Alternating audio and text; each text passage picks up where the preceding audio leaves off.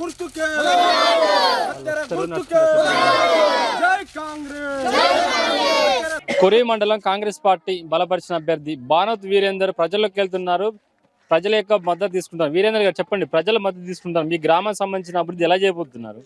మా గ్రామ ప్రజలు నన్ను ఆశీర్వదిస్తే మా గ్రామానికి సంబంధించిన 4 సీసీ బిట్లు కొత్త ఒక 500 మీటర్లు అవి వేపిస్తానని, మా గ్రామానికి సంబంధించిన అంగన్వాడీ బిల్డింగ్ను కానీ, ఒక కమిటీ హాల్ కానీ, మా లూజ్ లైన్లు కానీ, మా గ్రామానికి సంబంధించిన అన్ని సీసీ బిట్ల పక్కన డ్రైనేజ్ కాలువలను కానీ అన్నీ మన కాంగ్రెస్ ప్రభుత్వంతో ఉండి మంచిగా చేయిస్తానని వాళ్ళకు హామీ ఇస్తున్నాను.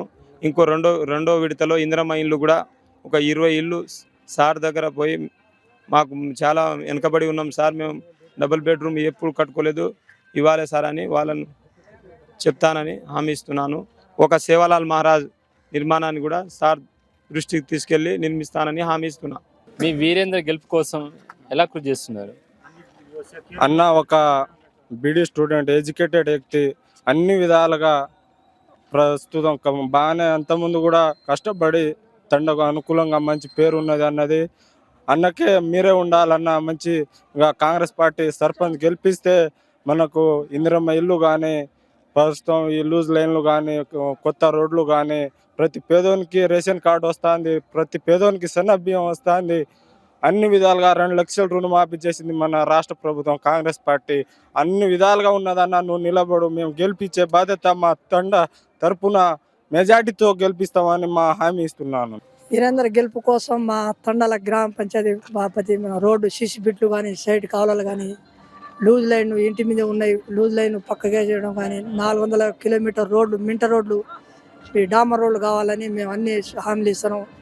రెండో విడతలో ఒక 20 ఇల్లు రావాలని సార్తో కొట్లాడి తెచ్చుకుంటాం. ఇప్పుడు ఒక 7 ఇల్లు ఇచ్చినాం, అందరికి బీదోలకే ఇచ్చినాం. ఇప్పుడు రేవంత్ రెడ్డి సార్ గారు చెప్పిన హామీలని నెరవేర్చుకుంటూ చేస్తున్నాం. డబుల్ బెడ్రూమ్ ఇందిరమ్మ ఇల్లు వచ్చినాయి, అందరికీ తండలా చేస్తున్నాం. బీఆర్ఎస్ ప్రభుత్వంలో ఒక ఇల్లు కూడా మాకు ఇవ్వడం జరగలేదు, కానీ మేము కష్టపడి అందరికీ ఇల్లు వచ్చేటట్టుగా చేస్తున్నాం. కానీ దాంతోపాటు ఇంకా 20 ఇల్లు ఇస్తారని హామీ ఇస్తారని, ఇంకా 2 విడతలు వస్తున్నాయని కూడా చెప్పుకుంటూ పోతున్నాం. వస్తుంది, ఇంకా మా వీరేందర్ గారికి ఇంకా మెజార్టీతో గెలుపు చేస్తాం.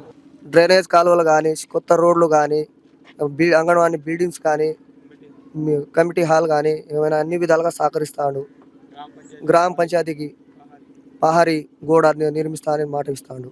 వ్యక్తి మంచోడన్న, ఓటు వేసి అందరూ గెలిపించండి.